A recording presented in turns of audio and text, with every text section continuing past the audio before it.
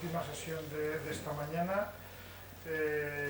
También hemos tratado de que sobre todo haya una perspectiva muy amplia de las posibilidades que tiene el desarrollo, y sobre todo hemos pensado en el desarrollo llegar, como ya lo he dicho, hasta el punto del objetivo que motiva pues tanto a la industria, como va a ser el caso, que en este caso es una industria un poco particular también, porque aunque forma parte de un entramado farmacéutico, sin embargo se dedica la unidad que viene a presentar Javier Gamo, de enfermedades, de abordar medicamentos para enfermedades olvidadas o de bajos recursos.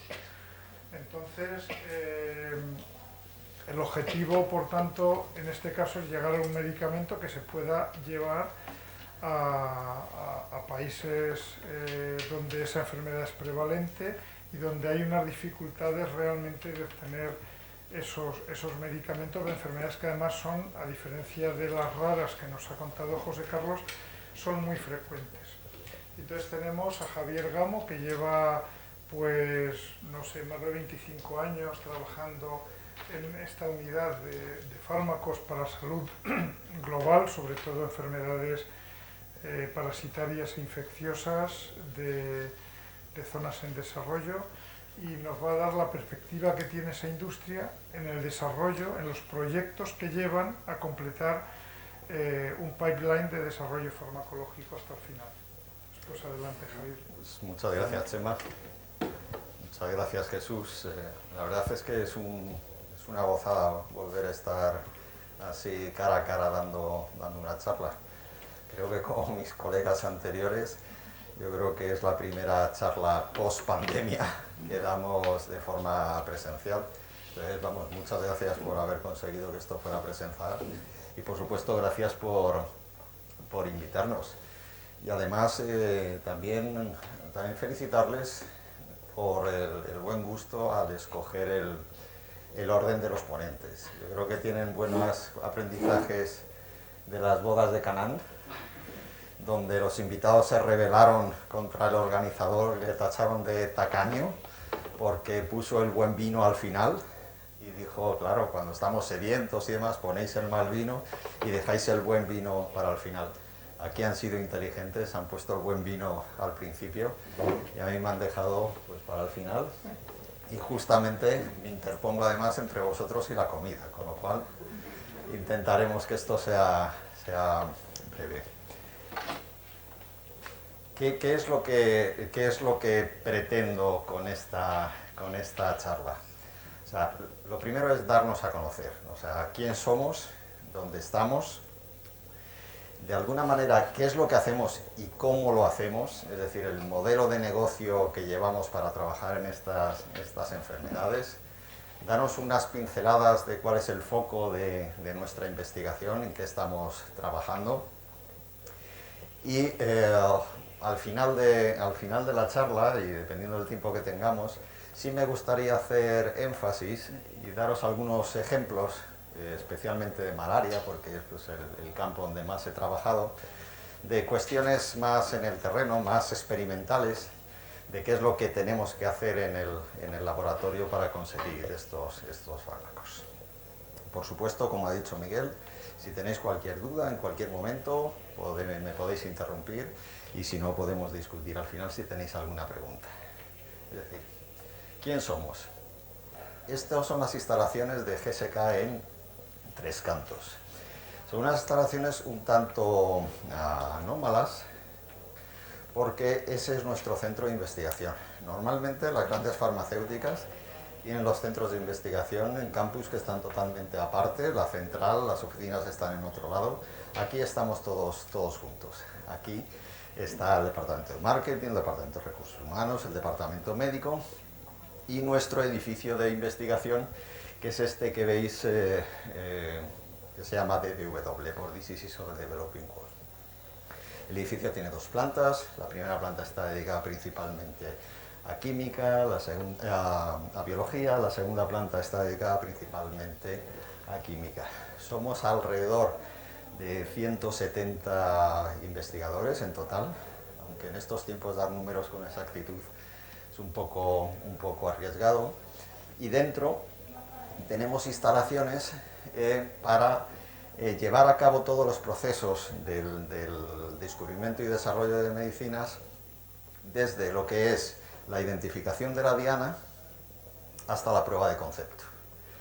Así, para el que no es un poco familiar con las fases clínicas, y pese a que hemos visto en la charla anterior pues lo arduo que es decir, una vez que tienes una molécula que es un candidato clínico, un candidato preclínico, irías a fase 1, individuos sanos, donde le das la medicina y compruebas que no tiene efectos secundarios y además que las concentraciones que puedes obtener en sangre y demás pueden ser adecuadas para la eficacia. Fase 2, que es la prueba de concepto, es decir, ya no son individuos sanos, son pacientes, le das la medicina en cuestión y ves si tiene eficacia o no eficacia, pero en condiciones muy controladas. Fase 3, toda la variedad y cuanto más mejor de pacientes para ver si realmente lo que es en el campo en condiciones reales la medicina va a ser efectiva. Nuestro scope llega hasta prueba de concepto. Más cosas es, al final del círculo, aquello que parecen unos jardines japoneses, justamente debajo tenemos un animalario, una animal facility. Tiene alrededor de 1000 metros cuadrados y, al igual que en el centro de investigación, tenemos nivel de seguridad 3.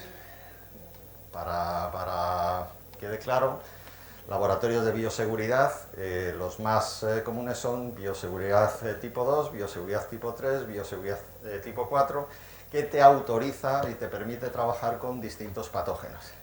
Tipo 2 son aquellos donde no causan enfermedad grave en personas sanas.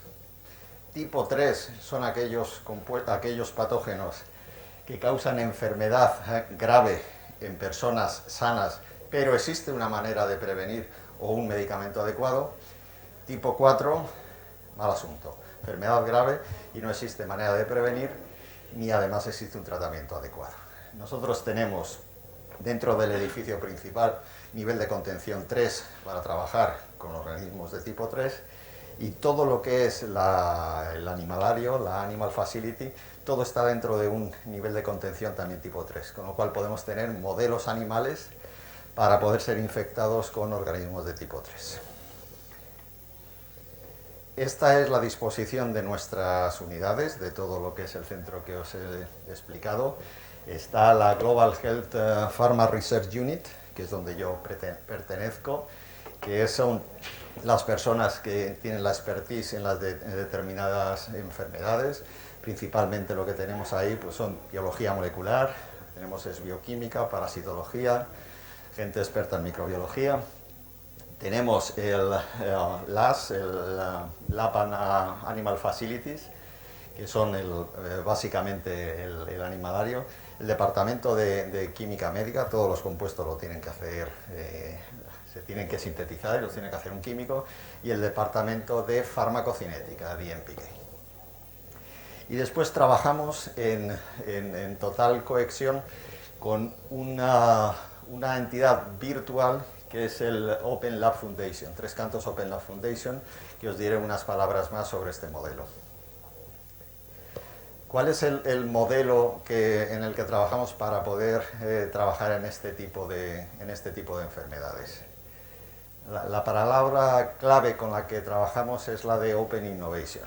Esta es una terminología que se puso muy de moda hace algunos años y donde realmente, si buscamos en el diccionario de Internet las interpretaciones de lo que es Open Innovation son muy variadas y muy particulares. En nuestro caso, lo que es el modelo de innovación abierta se basa en 3 pilares fundamentales, que son los que tenéis allí dibujados. Ser flexibles con la propiedad intelectual. El compartir con la sociedad y con la comunidad científica que está trabajando en el área los compuestos que es, toda nuestra ciencia, y después el ser capaces de dar acceso a personas que son totalmente ajenas a nuestra compañía, no solamente a nuestras facilities, no solamente a nuestras instalaciones, sino a nuestra expertise. Para definir un poquito más estas tres patas. Lo de ser flexible con nuestra propiedad intelectual. ¿GSK patenta? Sí, se patenta. Inmediatamente, cuando se ha hecho una patente en una molécula que puede ser utilizada para enfermedades de las que estamos hablando, enfermedades que afectan a los países en desarrollo, GSK cede la patente al WIPO, World International Property Organization, de manera que asegura que cualquier persona, cualquier entidad que quiera utilizar ese compuesto y el conocimiento alrededor de ese compuesto para ser usado contra neglected diseases, lo puede hacer con total libertad. En este caso, el patentar es precisamente para proteger el uso o el posible uso que se pueda hacer de ese compuesto y de esa información para que pueda ser utilizado contra neglected diseases. Ha habido casos, muy pocos, pero ha habido casos, donde determinadas moléculas, determinadas assets, estaban patentados por otras organizaciones y ha habido determinados, incluso nosotros mismos, donde tienes limitado ese acceso, tienes limitado eso y no puedes trabajar de forma legal. Entonces, eso es la alternativa, la aproximación que tomó GSK y que hasta ahora está dando muy buen resultado. Compartir con la comunidad científica nuestros resultados y nuestro conocimiento. Aparte pues, de las publicaciones y otro tipo de divulgaciones que hacemos, hace unos años, yo creo que fue en el 2010, la compañía tomó una decisión muy valiente desde mi perspectiva, que fue, por ejemplo, poner a disposición del público en general, del público científico en general, toda nuestra colección de antimaláricos.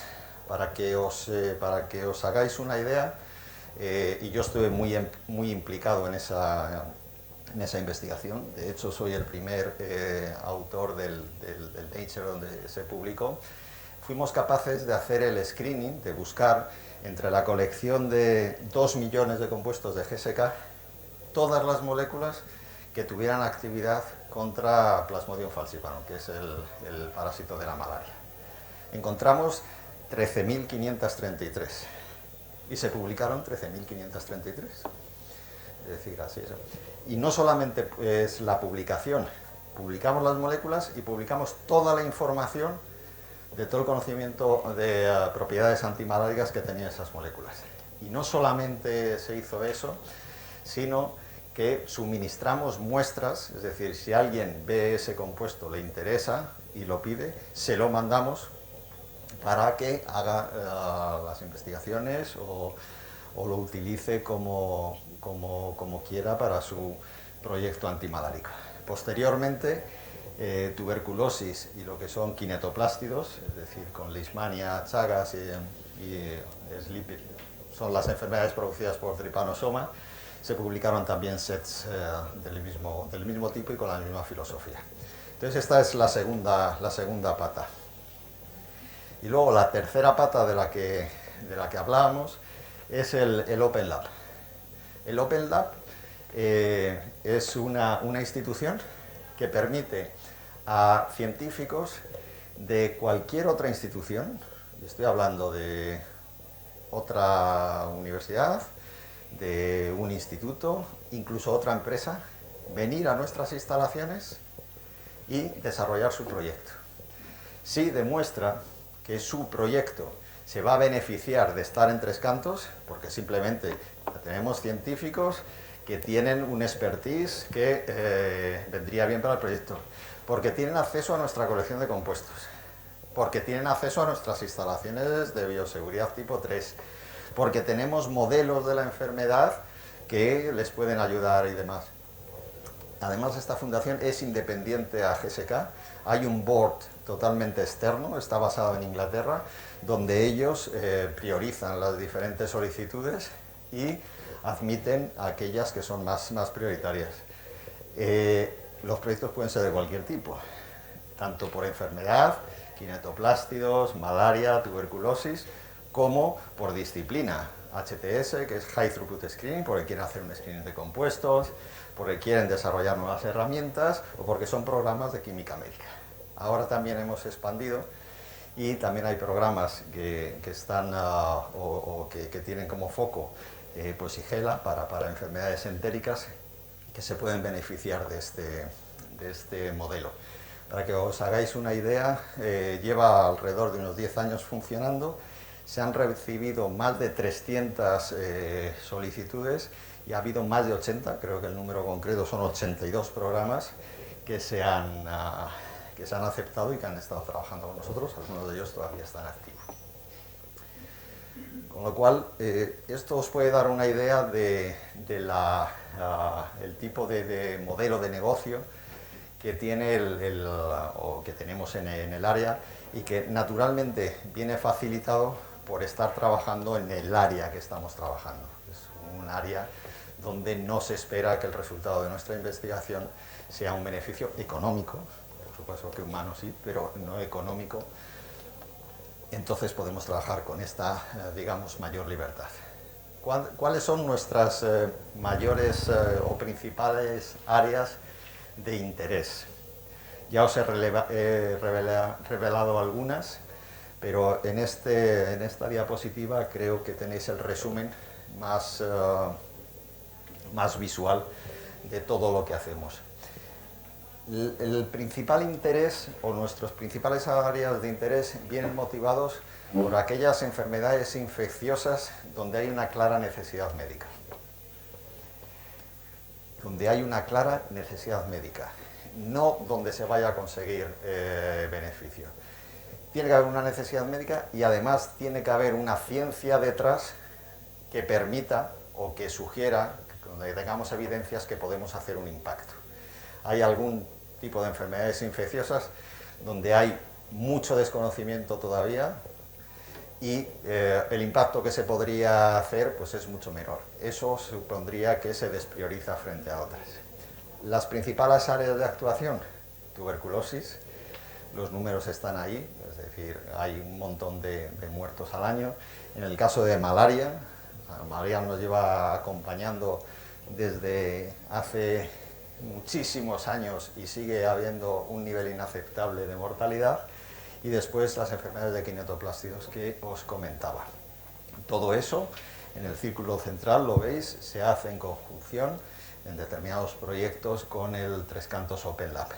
Y además de este modelo de innovación abierta, con la mayoría de los proyectos los hacemos en colaboración. Open Innovation in Partnerships son las palabras que tenemos grabadas a fuego. En colaboración, ¿con quién?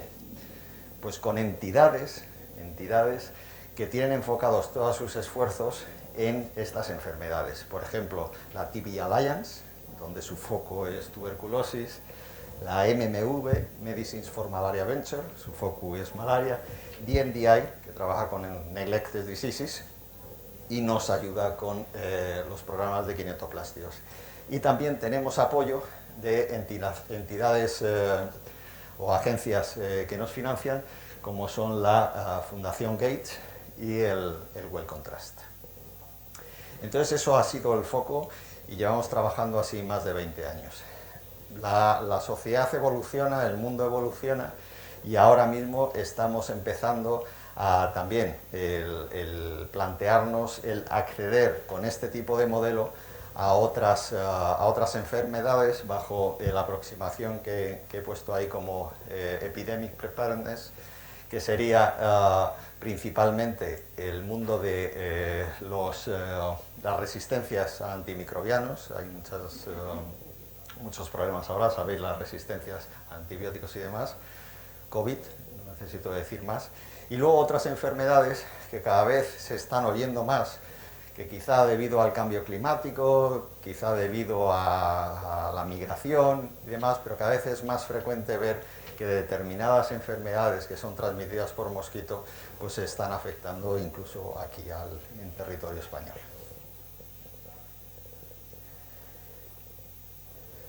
Unas breves pinceladas sobre las enfermedades. En malaria no me voy a detener mucho porque tengo luego unas slides enfocadas principalmente en malaria, pero para daros unas pinceladas, el problema actual. El último report de la WHO, más de 400.000 muertos. Y esto sigue así. Es decir, son cantidades inaceptables. Además, las poblaciones que están afectadas por malaria son las más vulnerables. Es decir, personas que viven en países pues, que están en vías de desarrollo y además niños por debajo de 5 años y mujeres embarazadas. Son personas en un estado de vulnerabilidad muy grande. Y el gran problema que tenemos es que el parásito evoluciona al mismo, o a lo mejor a un ritmo un poco más rápido, que la capacidad que tenemos para producir medicamentos para controlarlo. Entonces la resistencia es un gran problema. ¿En qué estamos enfocados nosotros principalmente en GSK? Estamos enfocados en tratamiento, tratando de buscar compuestos que sean rápidos y que además sean eficaces para las poblaciones resistentes, también en quimoprofilaxis para tratar de evitar que se produzca la enfermedad. Y también tenemos ciertos proyectos que están enfocados en los estadios del mosquito. Sabéis que la enfermedad se transmite por la picadura de un mosquito, entonces si logramos evitar que la enfermedad se transmita al mosquito o se logra actuar contra el mosquito infectado y demás, pues se podría reducir o parar pues esta cadena mortífera, ¿no?, de transmisión de la malaria. En el caso de kinetoplástidos, nuestra pipeline más avanzada está en Leishmania. Tenemos ahora mismo 2 moléculas que son totalmente novedosas, estructuralmente nuevas. Se han declarado candidatos preclínicos y están progresando a lo que es la fase 1, que el acrónimo es First Time in Human, es la fase 1. Una de las moléculas, de hecho, ya ha pasado esa milestone y hace poquitas semanas que se ha administrado por primera vez a humanos. Porque, aunque no sean las cifras tan dramáticas como en el caso de la malaria, pero también son inaceptables. Es decir, como veis, lo que es la leishmania visceral afecta principalmente, si veis en el mapa, lo que es pues Brasil, la zona de Sudamérica, Brasil, y después India, y también en lo que es el Cuerno de África, la zona de Sudán. Y la verdad es que el armamento de tratamientos que tenemos, el armamento de medicamentos, es muy limitado. De hecho, solamente uno, la miltefosina, es oral. El resto de las drogas tienen que ser administradas por vía parenteral. Y eso es un gran problema. Luego he resumido en una diapositiva las características más importantes que tienen que tener en común todos los medicamentos para ser utilizados en estos entornos. Pasamos a tuberculosis. Tuberculosis, yo me atrevería a decir que no es una enfermedad solamente de las poblaciones más desfavorecidas. Es decir, hay mucha tuberculosis por todos los lados. Aquí en Europa de Este, la prevalencia es muy alta, en Estados Unidos también. El gran problema que existe con la tuberculosis son las resistencias. Es decir, la bacteria es resistente y se hace resistente prácticamente pues, a casi todo. Y de hecho, en determinados sitios, por ejemplo, un hotspot es Sudáfrica, donde pues, la mayoría de las infecciones que hay por tuberculosis son MDR, Multidrug Resistant, o XDR, que es Extreme Drug Resistant, donde realmente no hay medicamentos efectivos. Las poblaciones o los individuos que contraen una de esas enfermedades, una de esas bacterias y demás, tienen un 50% de probabilidades de no superar la enfermedad. Además, otro aspecto a tener en cuenta con este tipo de enfermedades son las comorbidades, es decir, que debido al estilo de vida, debido a las áreas geográficas, muchos de estos individuos que tienen, no solamente con tuberculosis, en general, tienen otras enfermedades. Es decir, por ejemplo, en el caso de tuberculosis, la cantidad de gente que comparte su infección con tuberculosis con HIV es enorme, enorme, enorme. Y eso todavía produce más problemas a la hora de tratar los individuos, porque no solamente están recibiendo el tratamiento para tuberculosis, sino tienen que estar recibiendo el tratamiento para SIDA. Con lo cual, las interacciones entre los compuestos, entre las drogas, hace que en muchos casos sea inviable. La pipeline que tenemos ahora, o los proyectos que tenemos, generalmente están enfocados en lo que es en tratamientos, nuevas moléculas que sean potentes y que permitan una dosis muy baja. Sobre todo aquí es importante porque se tienen que dar en combinación con otras. Entonces, claro, cuanto más baja sea la dosis, más facilidad la tienes a la hora de tomar múltiples pastillas. Se están haciendo intentos con otros antibacterianos para ver si en determinadas condiciones pueden ser activos contra tuberculosis y sobre todo, algo que yo creo que todos los científicos que trabajan en tuberculosis lo tienen entre ojo y ojo, es tratar de acortar el tratamiento. O sea, un tratamiento de tuberculosis son 6 meses. Son 6 meses. Y el tratamiento normal de tuberculosis son 4 drogas diferentes, 4 medicamentos diferentes. Algunos de ellos que necesitan más de una pastilla al día. Podemos multiplicar. Imaginaros la tonelada de medicamentos que tiene que tomar esa persona para completar el tratamiento contra la tuberculosis. Si encima le añadimos que a lo mejor tienes SIDA y tienes que estar teniendo, realmente muchas veces es inviable. Os comentaba en la diapositiva anterior, os he presentado un poco nuestro modelo de negocio, que eso está muy bien, o sea, lo del Open Innovation y lo del Open Lab y demás. Os he comentado unas breves pinceladas de pues, las enfermedades y demás, pero tenemos esto donde pulso, Enter, ¿no? El mando de la tele. Este no es. Este.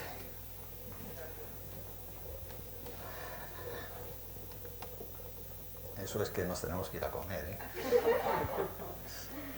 Esa inteligencia artificial es un más puro... Pero bueno, somos un cuarto de hora más o 10 minutos más y terminamos. El tratar de desarrollar, identificar y desarrollar medicamentos para ser usado en este tipo de enfermedades es muy especial. Es decir, las condiciones y las características son muy especiales y hay que tener en cuenta ciertos aspectos que en un desarrollo normal no tendrías. No solamente es el modelo de negocio, de lo que estábamos hablando antes cuando comentabas de las startups o fondos de inversión y demás. Ningún fondo de inversión va a venir a decir, oye, yo estoy interesado en invertir en este medicamento contra la malaria para nada. Todo tiene que venir con la idea de que esto es non for profit, es decir, no va a haber remuneración. Entonces todo se basa en tener apoyo de instituciones filantrópicas. De ahí la labor tan importante de la Fundación Wellcome, de la Fundación Gates, etc. Y después que ciertas empresas o grandes empresas y demás tengan también cierta parte de sus recursos pues, destinado a este tipo de cosas. Pero además, medicamentos vamos a hablar de países en desarrollo o tercer mundo y demás y tal y eso. Sí, queremos ser medicamentos, pero los medicamentos no van a ser medicamentos del tercer mundo. Medicamentos los va a aprobar la FDA. Es decir, que tienen que tener la misma calidad y los mismos requisitos de seguridad que tienen cualquier otro. Y eso te hace que el desarrollo de esa medicina tiene que ser equivalente a cualquier otro. Y tienes que acceder a los mismos recursos que para cualquier otro. Además, yo diría que no solamente tienen que tener la misma seguridad, sino que es especialmente importante, porque normalmente vas a tratar no individuos sanos, bien alimentados, que están en el sino que encima son para las personas o las poblaciones más vulnerables. Después, algo que es fundamental es fácil de administrar y la duración del tratamiento tan corto como sea posible. Es decir, un gran problema que existe es la falta de compliance, como se traduzca. Es decir, la gente no termina de tomar el tratamiento y eso induce nuevas resistencias, fallos terapéuticos y más problemas. Y claro, no hay nada que achacar, no es que sean enfermedades, no es que sean poblaciones que están viviendo en determinados países. Nosotros aquí hacemos lo mismo con los antibióticos. Es decir, cuando nos recetan los 8 días de Aumentine, la gente se lo toma 5, se lo toma 6, como mucho, como mucho. En el momento que tienes un medicamento contra malaria, que es bueno, y generalmente, si son buenos y son efectivos, son inmediatos, porque enseguida cortan la reproducción del parásito y te sientes mejor, la gente se lo toma 1 día, 2, pero el tratamiento son 3. Pero se lo toma 1 o 2 como mucho. 2 razones, ya me encuentro mejor, me he curado, ya está. Y además la otra pastilla me la guardo para la siguiente vez. Donde la siguiente vez que me pase lo mismo, ya tengo la pastilla. Y la otra vez con una ya me sentía bastante mejor. O sea, me voy a tomar esta y eso. Entonces, pues a lo mejor mejoro o a lo mejor no.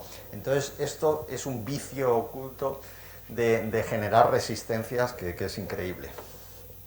Entonces, si se pudiera llegar a lo del single dose, sería estupendo. Eso es lo que todo el mundo va buscando.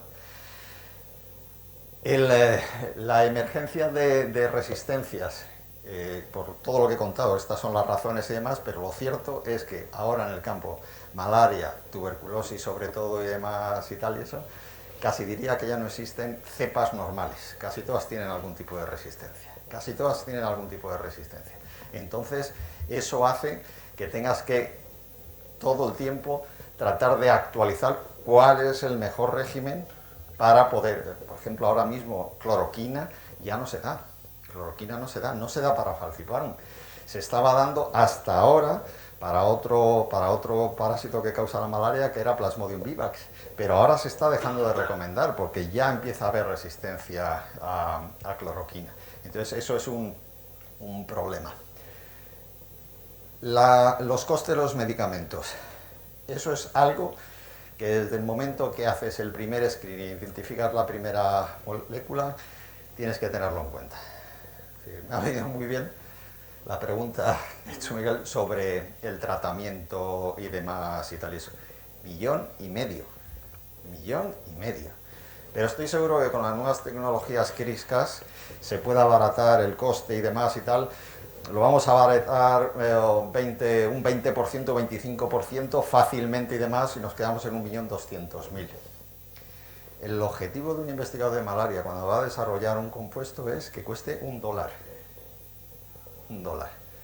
Entonces, hay determinadas tecnologías, hay determinadas aproximaciones que para este tipo de enfermedades son totalmente inviables. El cost of goods es algo... Y es lógico, y no es porque esas poblaciones no se merezcan este tipo de... es porque sería inviable simplemente por números. Es decir, más de la mitad o aproximadamente la mitad de la población mundial está expuesta a malaria. El año pasado fueron 230 millones de casos. Es decir, ya de casos. Es decir, sería inviable este tipo de aproximaciones. Ya he comentado sobre las comorbidades, otras enfermedades y demás. Y el último punto también es muy importante, que es el acceso a las medicinas. Y no se trata de que el acceso a las medicinas, no sé con quién comentaba antes, de, por ejemplo, ahora con las cuestiones de vacuna, de COVID y demás y tal eso, acceso a tener una vacuna que tiene que ser transportada en nitrógeno líquido y ser almacenada a -70. Es importante, pero yo no me referiría a ese tipo de acceso. Me referiría a que en determinadas poblaciones, determinados países y demás, no existe un cuerpo de visitadores médicos. donde van con el tríptico debajo del brazo y van, oye, mira, ha salido es que ahora mismo la artemisinina, ¿no? Es decir, es que es un poco boca a boca. Y después cada centro de salud y demás y tal, pese que a lo mejor se logra que gubernamentalmente y que la JU apoye que en determinado país se tiene que utilizar esta ACT y que se admite por el Ministerio de Salud y demás y tal y eso, pero luego cuando la gente va con malaria y demás y tal y eso, sale con la cloroquina en el bolsillo, porque es lo que se ha dado toda la vida. Cloroquina quizá no, pero quinina seguro. Entonces eso es súper importante, súper importante. Y con todo lo anterior y sobre todo con el cost of goods, también hay que tener mucho cuidado porque eso hace un daño terrible a los tratamientos de este tipo de enfermedades, lo que son las falsificaciones de medicamentos. Y os podéis imaginar, o sea, la cantidad de medicamento básico para tratar malaria, que ronda por ahí y demás, donde se hacen análisis y demás, y la cantidad del producto activo no llega a un 10%, a un 5%. Con lo cual ya no solamente estás afectando el tratamiento, estás tratando con dosis subterapéuticas, consecuencia, más resistencia.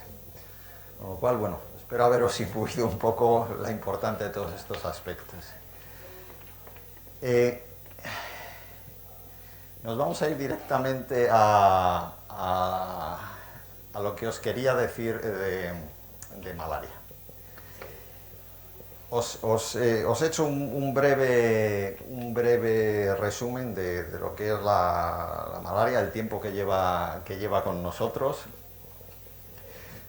La malaria, es decir, si os suena a Tutankamón, tuvo malaria. Y Gengis Khan. Y así por el Producto Nacional, Santa Teresa de Jesús. Pero se ha descubierto DNA del parásito de malaria en mosquitos que están atrapados en ámbar y de la película de Parque Jurásico de hace 30 millones de años. Es decir, la malaria lleva con nosotros un rato y lo que le queda. Todavía 400.000 muertos. La verdad es que cuando me acuerdo que empecé con el 2010 a dar este tipo de charlas y demás, y hablaba pues de malaria y demás, se hablaba siempre de 1 millón de muertos, 1 millón de muertos.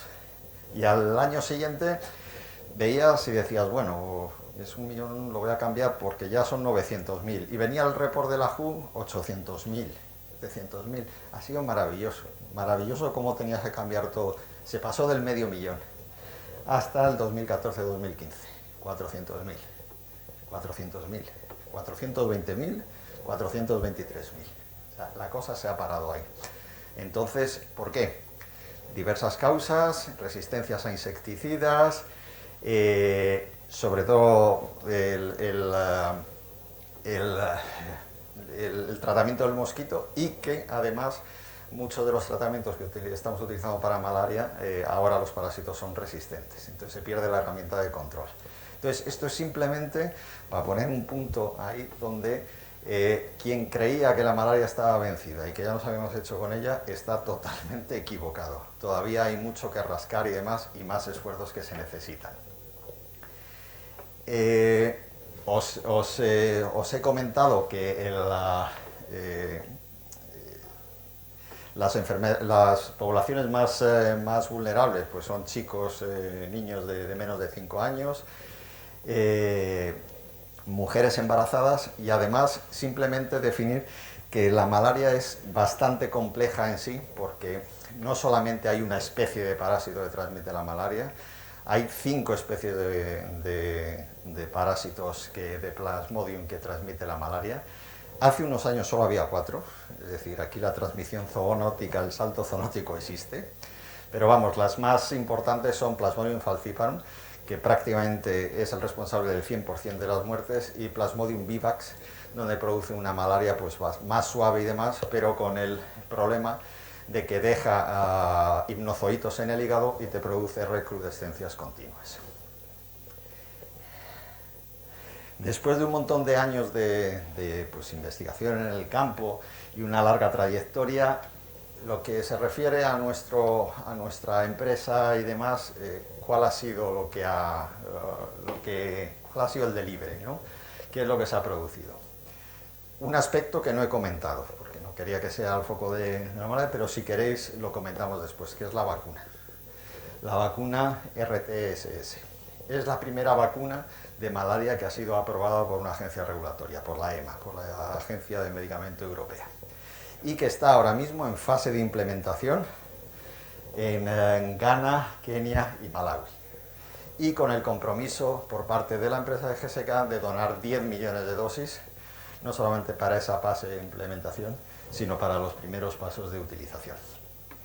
Entonces eso es un gran récord, aunque también en el aspecto menos positivo hay que decir que aproximadamente el nivel de eficacia que tiene esta vacuna ronda entre el 30-40%. Y si queréis luego podemos discutir el por qué tanto tiempo, etcétera, etcétera, porque es muy interesante, sobre todo si lo comparamos con COVID. Nuevos tratamientos. En 2018 conseguimos la aprobación de un compuesto que se llama tafenoquina, que sirve para matar los hipnozoitos que Plasmodium vivax deja en el hígado. Es decir, esto es un cambio también radical en el tratamiento de la malaria, porque fuera de África, Plasmodium vivax es la especie que produce más infecciones, y las infecciones o los episodios de malaria recurrentes por falta de tratamiento son muy frecuentes. El anterior medicamento que se está utilizando es primaquina, que es muy similar a la tafenoquina, pero con una salvedad. Recordar todo lo que os he contado. La primaquina tiene que ser dosificada durante 14 días consecutivos. La tafenoquina es single dose. Es decir, el cambio es totalmente radical.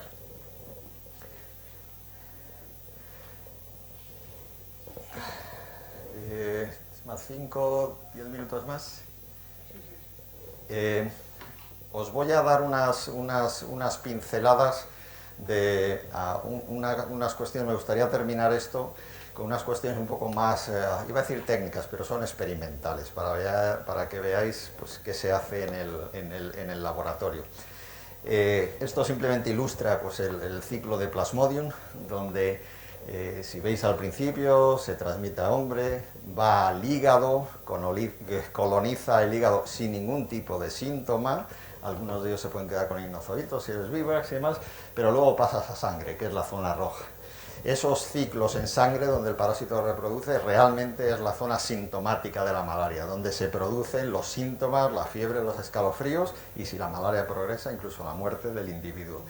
Luego pasaría otra vez al mosquito porque forma o progresa, evoluciona a unas formas especializadas que son capaces de colonizar el mosquito, el intestino del mosquito, y luego ya pues sigue el ciclo.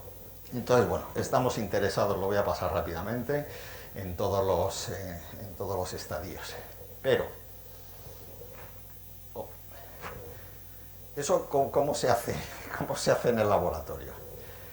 Os presento creo que lo he mencionado antes, es María Linares, estuvo trabajando con nosotros e hizo la tesis doctoral con Chema y se voluntarizó para daros un poco idea de la complejidad que existe a la hora de investigar drogas contra este tipo de organismos.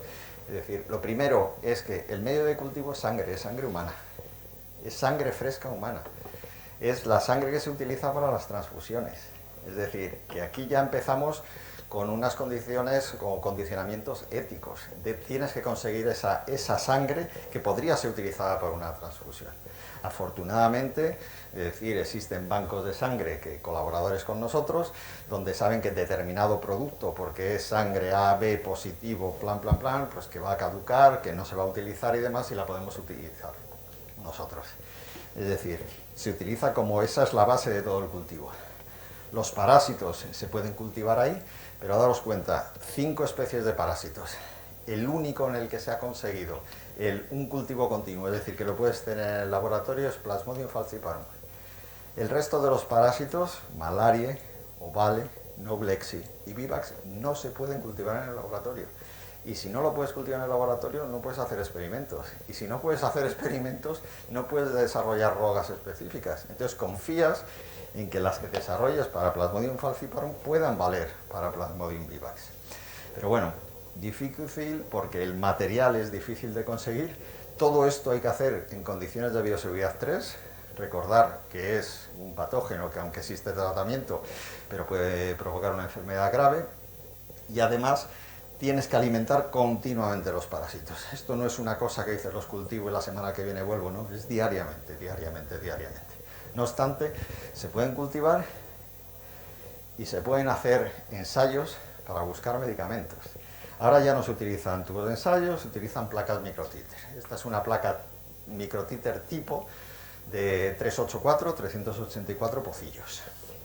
De hecho, y así, y esto no sale en cámara, esta es una placa real del experimento que se hizo durante el screening de los 2 millones de compuestos que os he mencionado al principio y de los cuales sacamos esos 15.355. La foto está tomada con un teléfono antiguo de esos Nokia, que era lo único que teníamos por aquel entonces. Entonces podemos hacer este tipo de screening. Y además, o sea, la lectura es muy fácil. Es decir, estos son eritrocitos infectados con Plasmodium. Tú echas eritrocitos que están infectados con Plasmodium a una densidad muy baja, entonces, y luego los lisas por congelación. Si la droga que había ahí, el compuesto que había ahí, era efectivo contra Plasmodium y no le ha dejado crecer, lo único que tienes es el eritrocito, que cuando lo lisas, ¿de qué color es? Rojo, transparente. Todo lo que se ve en rosita no ha habido efecto de la droga. Ha habido efecto de la droga y ha matado al parásito. Son nuestros positivos. Lo que está en negro, el parásito ha progresado, se ha comido toda la hemoglobina, ha secretado cosas hemozoínas de color oscuro y demás y tal eso, entonces esos son descartables. Entonces, bueno, esto ya digo que es una... Y con este tipo de ensayos podemos acceder tanto a buscar compuestos para tratamiento como para prevención.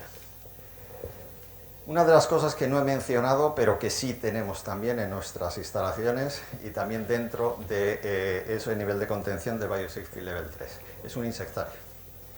Criamos nuestros propios mosquitos, tenemos una producción aproximadamente de unas 4.000 hembras a la semana y podemos diferenciar los cultivos que tenemos in vitro del parásito para que infecten esos mosquitos y nos permite comprobar si hay drogas o hay compuestos que interfieren con esa infección.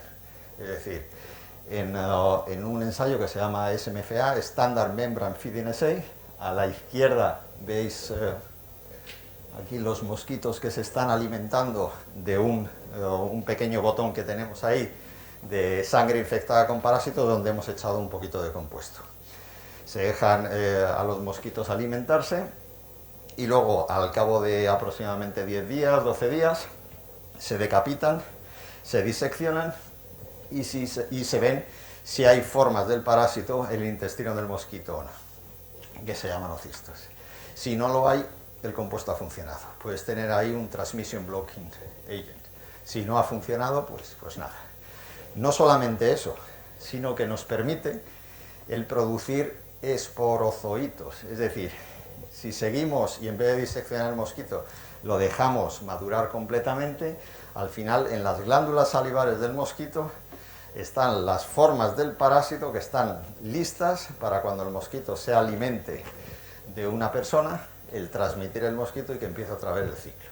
Entonces podemos aislar los parásitos de esas glándulas salivares y utilizarlos nosotros para infectar en el laboratorio por lo que son hepatocitos y demás y ver si podría haber compuestos que interfieren con la infección hepática que serían para proteger, ¿no? O sea, quemoprofilaxis.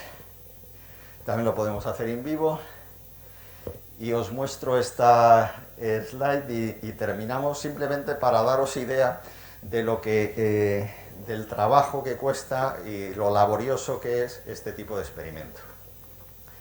Para hacer un experimento como es el que he dicho, es decir, para buscar compuestos que interfieran con la invasión en los hepatocitos, es decir, que tú te lo tomes y cuando te vas de safari a Kenia, pues el venir a salvo, o quien está viviendo en una zona endémica, el no tener que sufrir continuos episodios de malaria, lo primero que tienes que hacer es tener un cultivo en tu laboratorio, in vitro, y generar gametocitos, que son las formas del parásito que son capaces de transmitirse al mosquito. Eso son 3 semanas de cultivo. Tienes que crecer las formas asexuales y luego que se diferencien y tardan otros 10 días, son 3 semanas. Ya tenemos gametocitos, ya llevamos 3 semanas. Membrane feeding assay, se lo damos a los mosquitos para que lo tomen más. Entonces los mosquitos se alimentan, ingieren los gametocitos y entonces los dejamos otros 18 o 20 días que maduren en el intestino del mosquito, que vayan a las glándulas salivares para producir esos esporozoitos, que son las formas infectivas para el hepatocito. O sea, ya llevamos 3 semanas, más otras 3 semanas, son 6 semanas.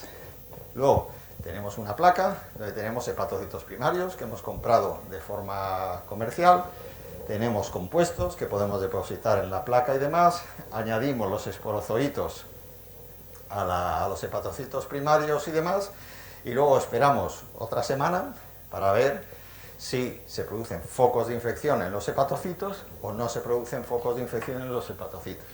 Y dependiendo de esto, pues, miramos la señal de los parásitos dentro del hepatocito y demás, y podemos evaluar si el compuesto en cuestión es capaz de interferir con la invasión hepática o no, y además, si hacemos distintas concentraciones, pues qué potencia podría tener. Pero 3 semanas, más 3 semanas, más luego otra semana y demás, eso son prácticamente 2 meses de trabajo, 2 meses de trabajo para hacer una sola prueba. Si el compuesto ha funcionado bien y demás y tal, la iteración. Tienes que mejorarle y demás y tal y empezar otra vez el proceso. También podemos hacer cosas en vivo, pero prefiero saltármelo e ir a la última diapositiva. Esto es el mismo proceso que os he explicado antes, pero haciéndolo en vivo. Es decir, en vez de tener los hepatocitos en una placa de ensayo, lo que tenemos son ratones susceptibles de ser infectados por el esporocito que estamos utilizando. En este caso es una cepa de Plasmodium que ha sido modificada genéticamente para expresar un gen de la luciferasa que lo podamos ver pues por luminiscencia, es decir, para no tener que hacer ningún otro tipo de ensayo. Entonces, pues veis, cuando se infectan los animales control, se establece un foco de infección claro, donde se puede visualizar pues, a las 48 horas que el parásito se ha reproducido y está ahí. El tratamiento 1 ha funcionado fenomenalmente, los ratones están totalmente limpios, tratamiento 2 a medias y el tratamiento 3 pues no ha funcionado. Este es otro modelo que tenemos, pero lo dejamos para otro día. Mis conclusiones o el mensaje y demás, ¿qué hacemos?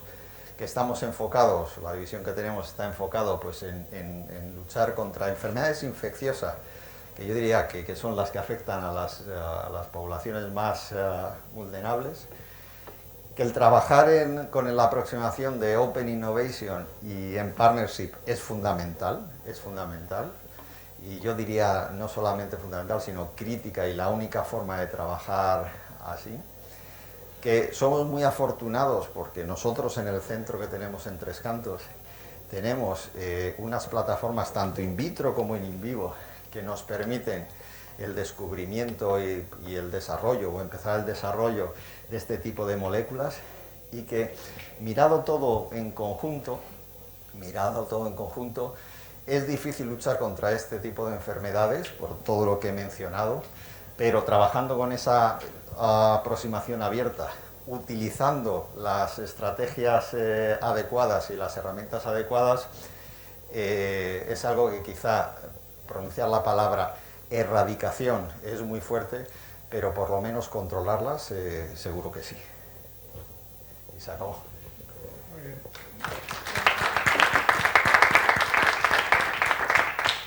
Muchas gracias. ¿Preguntas?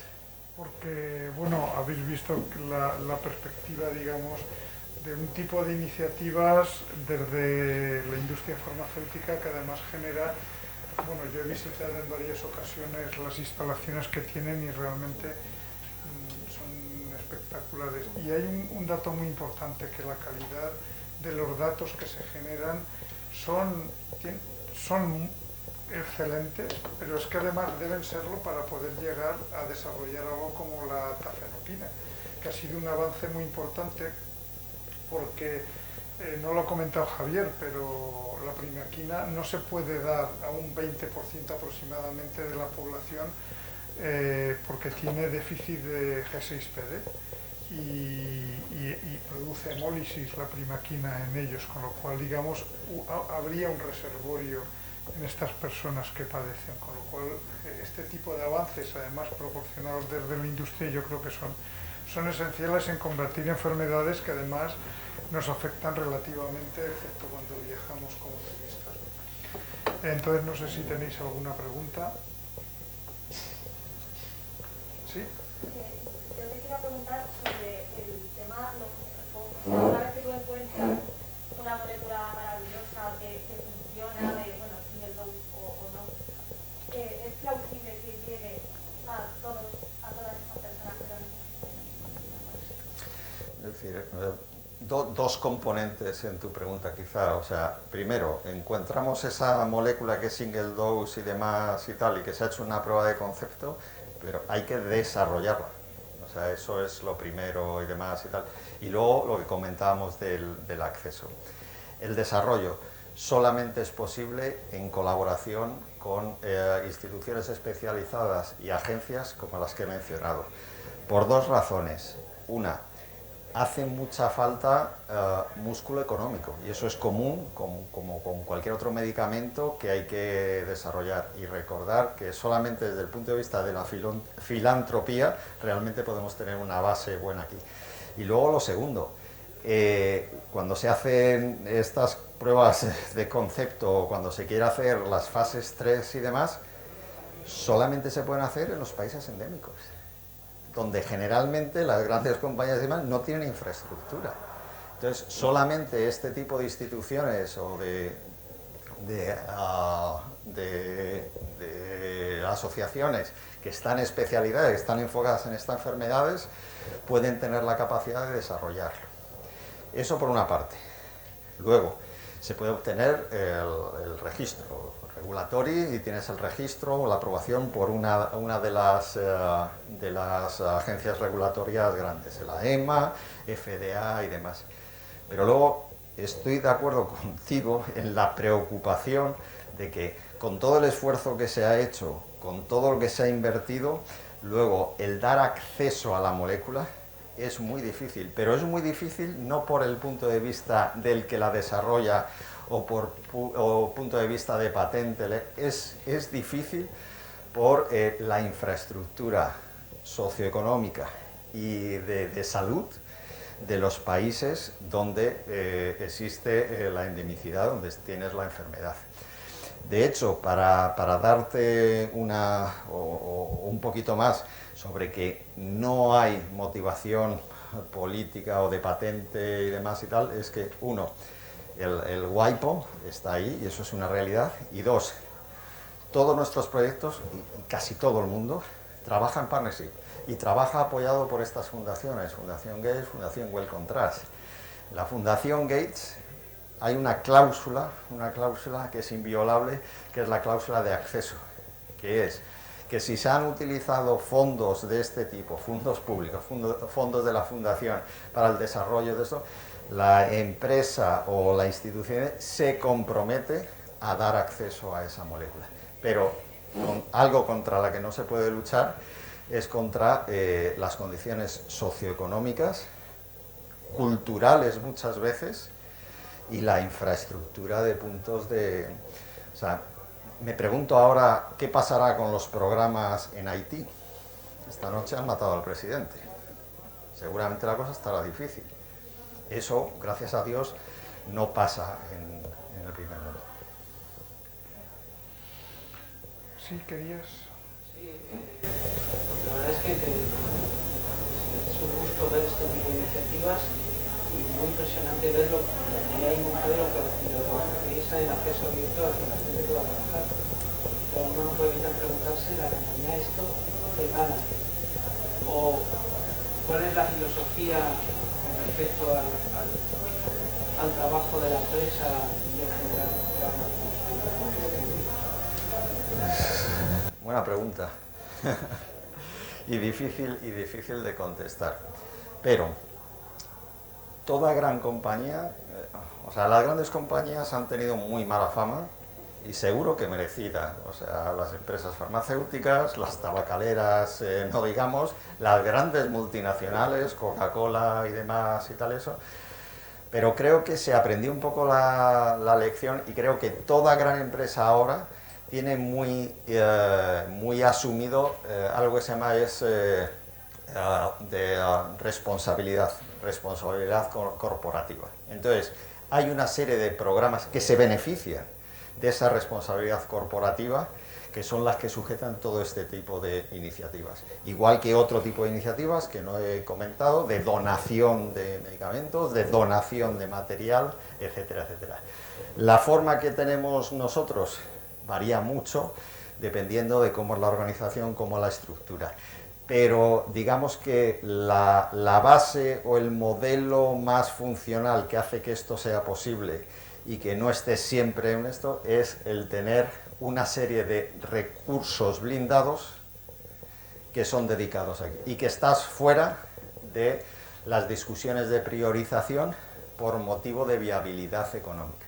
Es decir, yo no me puedo comparar si quiero hacer un screening, es decir, tengo este screening y lo quiero hacer con nuestras 2 millones de compuestos, pero está también moléculas o dianas de oncología, están dianas de respiratorio y demás, están esperando.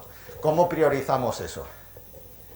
La única manera es que desde un momento, si la empresa se ha decidido a comprometerse de que voy a hacer esto, entonces evalúa y dice, las necesidades que va a tener más o menos y demás, es que tiene un screening al año, y ese screening es para aquí, sin priorizarse con los demás, entonces tienes eso blindado.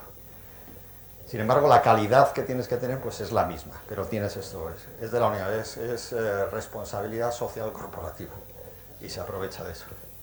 Yo tengo un comentario simplemente de esta parte, porque creo que poco a poco está apareciendo otro modelo de empresas, ¿vale? Que ahora mismo, cuando son más pequeñas, son empresas que el impacto social que tengan es una métrica que está desde el principio. Es decir, que no intente maximizar totalmente el componente económico, pero que mi empresa maximiza el dinero que saca, el número de pacientes que haciendo y minimiza el CO2. Igual prefiero hacer una cosa que contamina menos, pero gano menos dinero, que ganar todo el dinero que pueda. Entonces yo creo que también para los jóvenes, que creo que tenemos que, o sea, no puede ser que no encontremos un modelo económico viable para dar servicio a enfermedades que son miles de millones de personas. Estamos hablando del 25% del planeta. O sea, tenemos que encontrar un modelo. Obviamente habrá que transicionar de lo que hay a lo que tenemos que hacer, pero creo que eso es el momento ahora de pensarlo. O sea, es que no puede ser. Yo, o sea, en Spondal nuestro foco es salud global. Somos probablemente la primera compañía, o de las primeras, vamos, las únicas en el mundo que hace inteligencia artificial para el diagnóstico de estas enfermedades. Y estamos hablando con muchos inversores, como hemos hablado antes, y nos cuesta hacer oye, mira, económicamente es mucho más fácil ir a oncología, vaya usted a anatomía patológica, que mire usted el lesmaniasis visceral en el microscopio.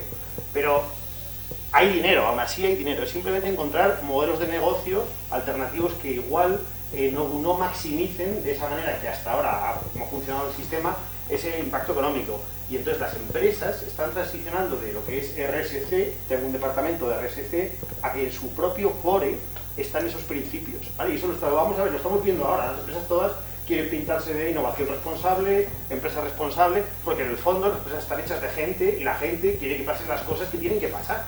No solo es, de hecho hace poco se firmó, no solo es el dinero que das a la gente que tiene tus acciones. Ahora mismo las responsabilidades de las empresas están cambiando, incluso cómo están escritas, su inscripción, y es la responsabilidad con los stakeholders, los que tienen acciones, los empleados y el resto de la sociedad. Entonces, bueno, yo espero que en el futuro encontremos esos modelos de negocio, porque lo necesitamos. No puede ser que seamos conservadores y quedarnos así. Entonces, como que efectivamente.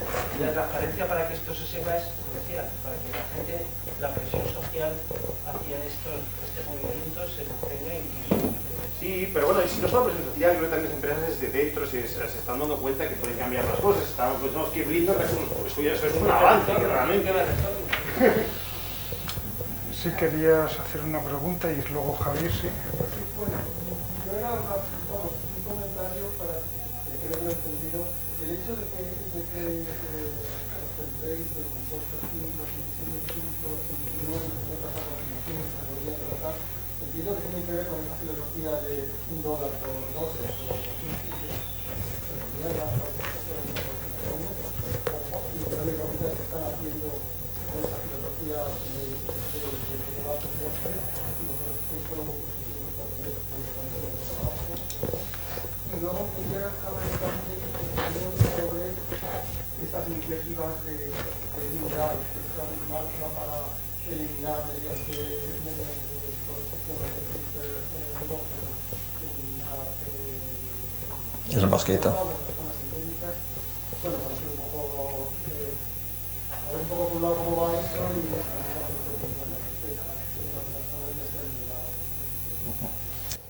Muchas gracias. Respecto a las aproximaciones y demás, nosotros históricamente ha sido un 100% basado en small molecules. La razón por practicidad, o sea, creíamos que era donde teníamos más oportunidades de hacer impacto, es decir, con todo y demás. No obstante, es cierto que cada vez hay más salen más aproximaciones que podrían ser viables incluso para este tipo de enfermedades. De hecho, no lo he comentado específico, pero concretamente, por ejemplo, en malaria, tenemos una línea que hemos iniciado hace pocos años, un año, un par de años, de anticuerpos monoclonales. Creemos que las condiciones científicas de producción, de desarrollo y demás se están acercando al límite donde una terapia con un anticuerpo monoclonal pueda ser viable para tratar, a lo mejor no para tratamiento, pero a lo mejor sí para quimoprofilaxis. Un anticuerpo que tienes en sangre y que te protege durante 4 o 5 meses, que dura la época de lluvias, donde la mayor incidencia de transmisión hay. Eso podría ser viable. No va a ser menos de $1, pero a lo mejor podrían ser 10. Y si contamos de que una persona puede tener más de un episodio de malaria, que aparte del tratamiento de 1 más 1 más 1, pues además pues son los días de pérdida de trabajo, que a lo mejor pues tiene que acceder a ciertos sistemas de salud, por precarios que sean y demás, empiezan a aproximar en el que a lo mejor pues el plantearse que una inversión de $10 se puede aproximar económicamente. Eso por una parte. Y luego tu segunda pregunta era el Gene Drive. Nosotros generalmente, nuestro foco ha sido predominantemente en lo que es el parásito, pues en matar al parásito. Las aproximaciones de manipulación genética de los mosquitos, tanto para que no sean fértiles como para que en el proceso del mating pues puedan morir y demás y tal y eso, yo creo que está todavía en una etapa un poco temprana, pero luego hay una serie de condiciones éticas que son preocupantes, significaría el trasladar y hacer libre, soltar en la naturaleza pues animales modificados genéticamente, y no está claro cuál podría ser las consecuencias en el ecosistema.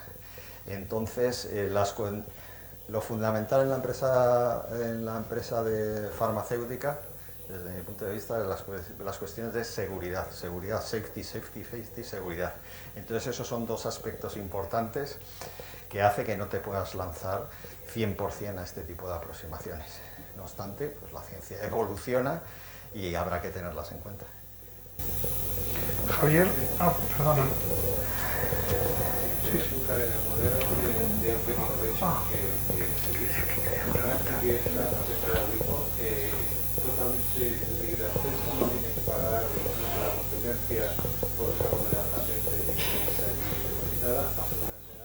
absolutamente nada. Digamos como un repositorio de patentes. Sí, sí, o sea, realmente es patentes y know-how, es decir, que hay determinados procedimientos que también son de uso libre. Y simplemente es, si está patentado, si tú tienes patentado este determinado compuesto, no se puede patentar, no hay otra persona que lo pueda patentar y demás. Y si tú aseguras libre acceso, entonces va a haber libre acceso y demás. Sí, bueno, yo creo que fue un cambio muy importante, por ejemplo, el paper que ha mencionado, que él es primer autor en Nature, de la disponibilidad de 13.000 compuestos nuevos para malaria, pero no solo porque hicieron el screening aquí en Tres Cantos y lo publicaron, sino que además eso generó, por ejemplo, en el Chembol, en la base de datos de compuestos químicos, se generó una subbase de datos de compuestos químicos frente a la malaria y otras enfermedades de este tipo que se está rellenando continuamente y que siguió otras compañías, y ahora mismo yo no sé cuántos hay, pero puede haber cerca de 25.000 compuestos en esa sección de la base de datos, y de los cuales yo algunos, pues por donde íbamos, yo particularmente he usado algunos disponibles ahí, porque bueno, pues como tienes todas las... Entonces eso generó ya, digamos, socialmente una respuesta y una avalancha de otras compañías que han proporcionado una visión pues como la que proporcionó con ese artículo, que realmente fue seminal en el cambio de mentalidad de las compañías en el 2010. Yo creo que... Sí, ha formado o sea, ha servido de core, de núcleo para este tipo de cosas. O sea, puedo asegurar, porque estuve presente en las conversaciones pues, con otra gran farma que también ha hecho una donación de estructuras bastante grande y demás y tal, cuando se planteó la idea. Y fue algo así como... O sea, al principio es decir, el publicar 8.000 compuestos, es decir, cuando tienes que publicar un compuesto químico tienes que pasar un proceso de que durante 3 semanas todos los químicos de la compañía están examinando ese compuesto para asegurarte que no hay ninguno parecido, ni hay ningún principio de proyecto para otras áreas terapéuticas y demás. Y de repente liberar 13.000 compuestos era algo totalmente impensable, pero que se hizo. Y al principio sí hubo reticencias, yo lo tengo que confesar, y me ha pasado, o sea, a nivel continental, 13.500, ¿y cuánto se ha guardado GSK? Y cuando decías, mira, sacamos 13.533 positivos y lo que hay publicado son 13.533 positivos. Es decir, no se lo terminaban de creer, o sea, no creían que una compañía pudiera hacer ese esfuerzo. Solo ha sido a raíz de otras compañías han puesto parte del set. Por ejemplo, hemos sacado 20.000 y ponemos solamente 10.000 porque son los menos comprometidos o vienen de origen comercial y demás y tal y demás. Pero solamente ha sido a raíz de que cuando la gente empezó a hacer cuentas, de decir, vamos a ver, ahora mismo posiblemente pueda haber, pues a lo mejor reportados, pues a lo mejor una veintena de screenings de este tipo con miles de moléculas. Entonces, pues bueno, la diversidad química más o menos es muy similar. Los procedimientos que se utilizan son más o menos muy similares. Entonces, el nivel de positivo, el tanto por ciento de positivos, es muy similar. Y es que es el 0,7%. Y si te vas ahora y demás y tal, eso, en uno es 0,4, en otro 0,8, es 0,7%. Entonces, cuando echas cuenta, es decir, 2.013.533. Pues sí, ahí está todo y demás. Pero sí, costó mucho, pero vamos, yo creo que fue un cambio. ¿Alguna pregunta más? Pues muy bien, ha sido una sesión, la verdad, excelente por parte de los 3 oradores. Yo creo que hemos aprendido mucho y sobre todo pues de las posibilidades que da, digamos, la ciencia en equipo, porque además todo, y la ciencia multidisciplinar. es decir, donde se requiere la información desde la biología hasta la química o asistencias en otros ámbitos como inteligencia artificial, pero que cuenta también con la biología, incluso la biología humana, ¿no? Así que, bueno, pues muchas gracias y luego seguimos con la mesa redonda. Gracias a todos.